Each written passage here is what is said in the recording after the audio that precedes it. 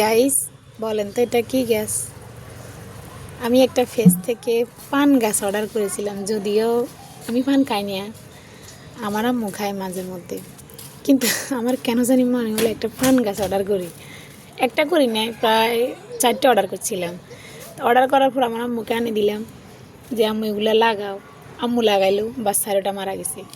মারা যাওয়ার পর আমি 1 মাস পর ওই ফেজ আবার নক দিলাম যে ভাই আমার তো চারাগুলো মারা গেছে, আমার আরও কিছু চারা দেন।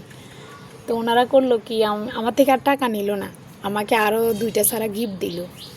গিফট দেওয়ার পর আম্মু আবার লাগাইলো, লাগানোর পর একটা মারা গেছে, আর একটা আছে মাশাল্লাহ।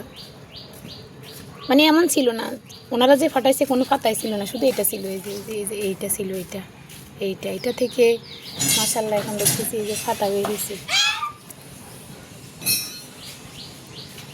মনে হয় আরও হবে। তো কারো যদি ফান গাছ থাকে আমাকে বলবেন, মানে এটার পরিচর্যাটা কীভাবে করে, তাহলে আমি আমার আম্মুকে বলে দেবো, উনি করবে।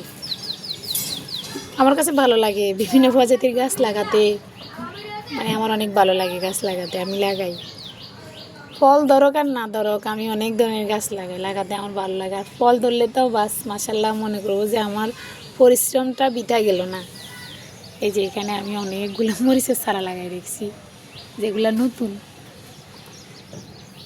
আর এগুলো আমার ছেলে ফুল গাছ লাগাইছে। সবাই মাশাল্লাহ বলে দিবেন।